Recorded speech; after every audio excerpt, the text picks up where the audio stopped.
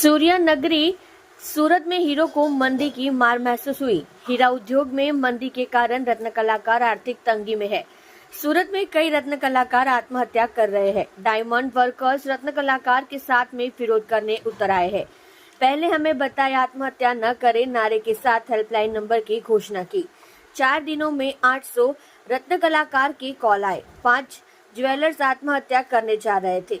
वित्तीय संकट में करने जा रहे थे आपघात, उनकी मदद।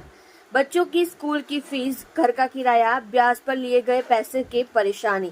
शासक पक्ष के इस गति से काम करना अनिवार्य। દીપક કુમાર પદમસિંહ રાજપૂત શું કામ કરો? હું ડાયમંડમાં છું. કેવી પરિસ્થિતિ? ડાયમંડમાં બહુ ખરાબ પરિસ્થિતિ છે. છેલ્લા 5 વર્ષથી મંદીનો માહોલ છે અને છેલ્લા 1.5 વર્ષથી તો ખૂબ જ મંદી છે. અને ડાયમંડ વર્કરમાંથી ભાવેશભાઈ ટાકને અમારી મદદ કરી કે અમારે છેલ્લા 15 દિવસથી પગાર નીકળ્યો. બાકી શેઠિયા લોકોએ અમને લબડાવતા છે અને છેલ્લે અમારા બૈરી છોકરા ભણતર, સ્કૂલ, કોલેજ એ બધું જોવું પડે, સંબંધી જોવા પડે. આમાં મોંઘવારી એટલી મોટી છે કે મોંઘવારીમાં અમારાથી સુરતથી નવસારીથી સુરત અમે ટ્રાન્સફર કરતા. હાલ પરિવારની હાલત કેવી અને કેટલા સમયથી બેરોજગાર છો? હું છેલ્લા 2 વર્ષથી આવીને આવી પરિસ્થિતિ છે સાહેબ. હાલમાં 1.5 મહિનાથી તો અંગૂર પકડ્યું નથી અમે હીરાનું. પરિસ્થિતિ નહીં સુધરે તો કેવા અમારા મરવાના દિવસ આવે ને પગલા પછી ખરાબ આવશે. અમારું ઘરનું પરિવારનું પછી ચાલક કોઈ નહીં રહે. એમ શું માંગ છે તમારી? અમારી એક જ માંગ છે કે ડાયમંડમાં મંદી છે હમણાં તે જે આવે સરકારની એક જ રિક્વેસ્ટ છે કે તમે બધી બાજુ ધ્યાન આપો છો કે ડાયમંડ વર્કરમાં કેમ નથી ધ્યાન આપતા? અમે બી માણસો છીએ.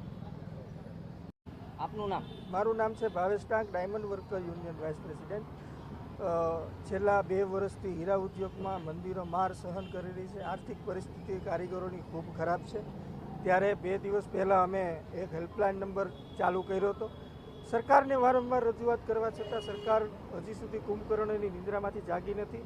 સરકારની અમારી રજૂઆત હતી આર્થિક પેકેજ જાહેર કરો અને આપઘાત કરતા રત્ન કલાકારોના પરિવારને મદદ કરો, પરંતુ હજી સુધી સરકાર કુંભકર્ણની નિંદ્રામાં સૂતી હોય એવું અમને લાગે છે.